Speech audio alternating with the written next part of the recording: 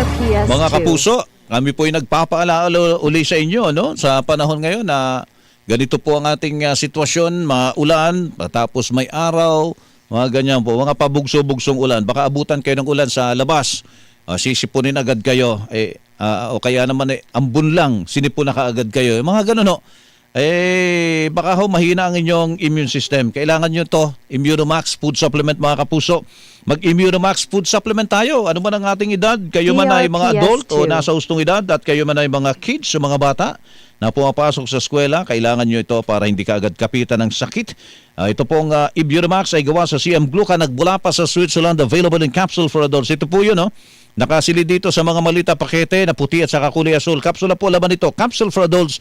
Immunomax Food Supplement 40 variant yung asul niyan para sa mga adult. Capsule for adults. Immunomax Food Supplement 40 variant. Ito yung para sa mga bata. Syrup for kids. Nakasilid sa mga matangkad na mga paketeng kulay orange at saka kulay asul. Yan, laman ito yung botelya. Yung botelya, naglalaman po ng Syrup for Kids na Immunomax Food Supplement. Yung kulay asul, Syrup for Kids, Immunomax Food Supplement 40 variant.